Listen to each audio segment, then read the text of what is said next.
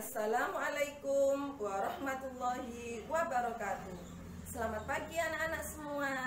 Bagaimana kabar kalian hari ini? Semoga kalian selalu sehat dan bahagia dimanapun kalian berada. Anak-anak, pada hari ini kita akan mempelajari tema 1, subtema 2, pembelajaran 1. Anak-anakku semua, sebelum kita memulai pelajaran, marilah kita berdoa terlebih dahulu sesuai dengan ajaran agama masing-masing. Berdoa, silahkan. Selesai. Terima kasih untuk anak-anak. Ibu harapkan dalam video pembelajaran ini kalian bisa mengikuti mulai dari awal hingga akhir, karena nanti pada slide-slide tertentu akan ada kuis sebagai bahan evaluasi buat kalian. Langsung saja anak-anak, kita mulai pembelajaran hari ini. Selamat belajar.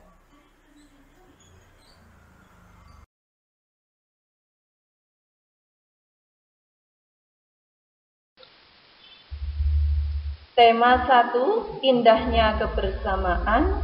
Subtema 2, kebersamaan dalam keberagaman. Pembelajaran 1, halaman 75 sampai 85.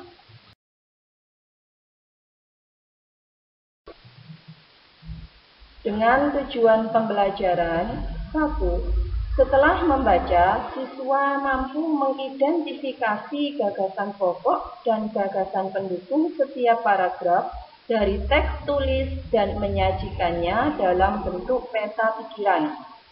Yang kedua, setelah percobaan, siswa mampu menjelaskan proses terjadinya bunyi dari sumber bunyi hingga ke indera pendengaran dan menyajikannya dalam bentuk laporan. Yang ketiga, setelah diskusi dan membaca, siswa mampu menjelaskan pengalaman sikap toleransi dan kerjasama antar teman yang berbeda agama sebagai identitas bangsa Indonesia.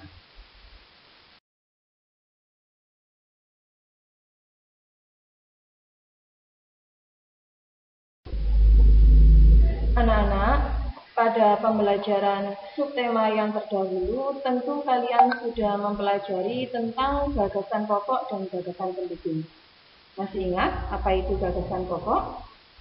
Ya, gagasan pokok adalah topik yang dibahas pada suatu teks.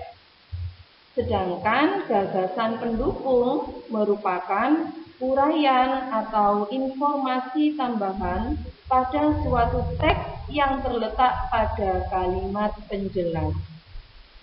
Nah, setelah mengetahui apa itu gagasan pokok dan gagasan pendukung, berikut adalah cara menentukan gagasan pokok.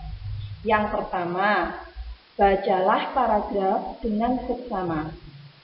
Kemudian, cermatilah kalimat pertama hingga kalimat terakhir. Selanjutnya, tentukan gagasan pokok dan gagasan pendukung tiap paragraf. Yang keempat, gagasan pokok adalah bagian inti. Dapat ditulis di bagian atas atau tengah. Sedangkan gagasan pendukung adalah cabang-cabang dari gagasan pokok yang dapat ditulis di bagian samping atau bawah gagasan pokok.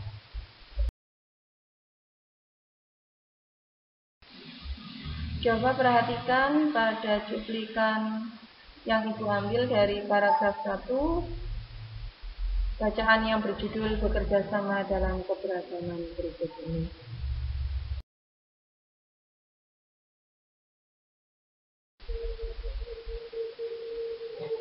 Setelah membaca bacaan yang berjudul bekerja sama dalam keberagaman, pada paragraf 1, kita akan menemukan gagasan pokok dan gagasan pendukung.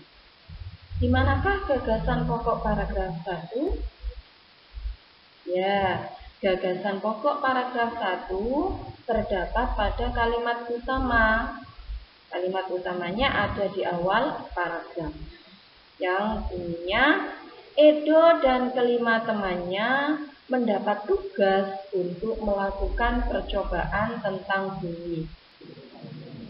Sedangkan yang merupakan gagasan pendukung adalah kalimat ini. 1. Sepulang sekolah, mereka berkumpul di rumah. Kemudian, setiap orang sudah menyiapkan peralatan yang dibutuhkan. Selanjutnya, Lani dan Siti membawa kaleng yang sudah dilubangi. Udin dan Beni membawa benang kasur. Mereka berkumpul di halaman depan rumah.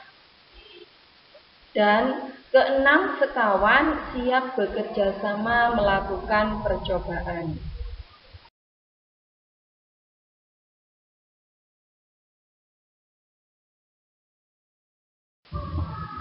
Bagaimana anak-anak?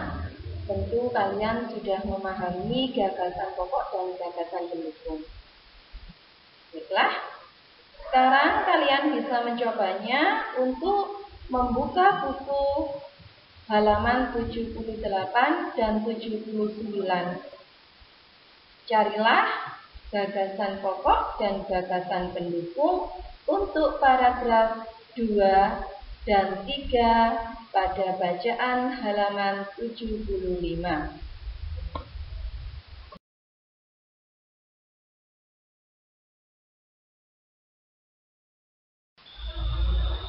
Edo dan kelima temannya melakukan percobaan tentang bunyi. Kalian juga bisa melakukan percobaan ini. Lakukanlah percobaan berikut dengan orang-orang yang berada di dekatmu. Ya, dengan langkah-langkah kerja sebagai berikut. 1. Duduklah di kursi dan tutup matamu. Kemudian, mintalah temanmu untuk memainkan alat musik atau membunyikan benda yang ada di sekitar kalian. Kemudian, yang kedua, kamu yang sudah ditutup mata harus menunjukkan dari mana asal bunyi tersebut. Bermainlah dengan orang terdekatmu. Setelah melakukan percobaan tentang bunyi bersama orang terdekat, maka kalian akan mengetahui bagaimana sih bunyi kok bisa sampai ke telinga kita. Dari mana bunyi itu berasal?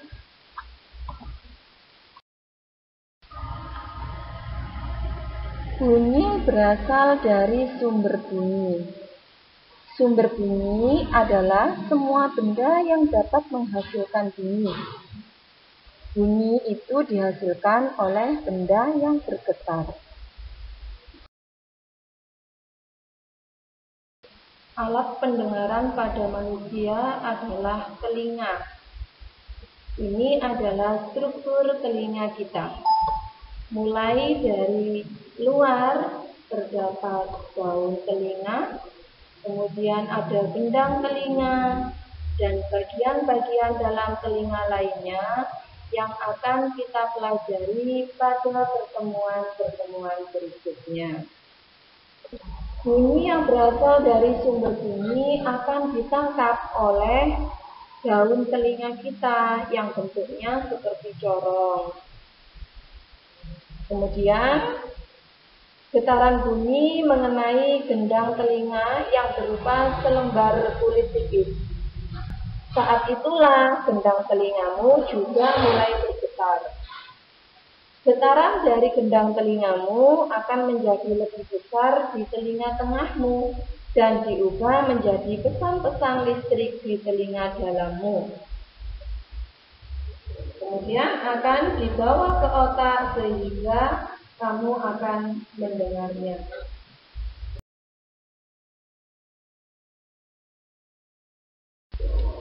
Sebagai bahan evaluasi, Ibu meminta untuk laporan kegiatan percobaan yang akan kalian lakukan, kalian tulis di halaman 81.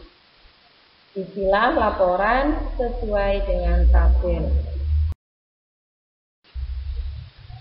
Dengan indera pendengar, kita dapat mendengar bunyi yang berbeda. Keanekaragaman bunyi yang berasal dari tempat ibadah dapat pula kita dengarkan. Misalnya, kita bisa mendengarkan suara adzan, kita bisa mendengarkan suara iqomah, kita bisa mendengarkan suara-suara pujian di gereja, dan lain sebagainya. Edo dan kelima temannya juga memiliki keberagaman. Masih ingatkah kalian pada waktu perkenalan di kelas 1 ada tokoh Edo? Edo ini memiliki ciri khas yang kulitnya agak gelap karena dia berasal dari Papua. Kemudian ada Benny dari etnis Tionghoa, ada Siti, umat muslim dari Jawa, ada Udin, muslim dari luar Jawa, kemudian ada Lani yang beragama Buddha, dan Dayu yang beragama Hindu. Meskipun mereka beragam-ragam suku, beragam daerah asal, dan beragam warna kulit juga, tapi mereka tetap bisa bekerja sama. Mampukah kalian bekerja sama dengan teman yang berbeda? Pasti bisa. Saat berteman, janganlah pilih-pilih dengan temanmu yang ada di sini. Karena Edo dan temannya memiliki agama atau kepercayaan yang berbeda, maka mereka juga memiliki tempat ibadah dan hari-hari besar yang berbeda pula. Nah, berikut adalah tempat-tempat ibadah dari keenam anak tersebut.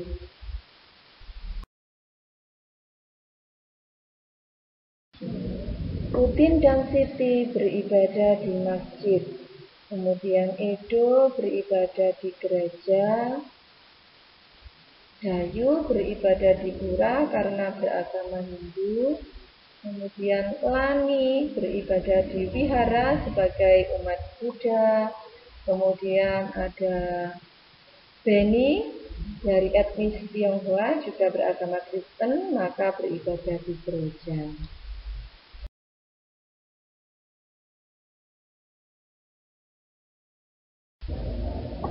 Untuk lebih memahami penjelasan dari Ibu, kalian bisa membaca bacaan di halaman 83 dengan bacaan yang berjudul Belajar dari Cerita. Kemudian sebagai bahan evaluasi, jawablah pertanyaan yang ada pada halaman 84. Demikianlah penjelasan dari Ibu. Semoga kalian bisa memahami. Tetap semangat terus dalam belajar meski pembelajaran melalui daring. Terima kasih Ibu ucapkan dan sampai jumpa.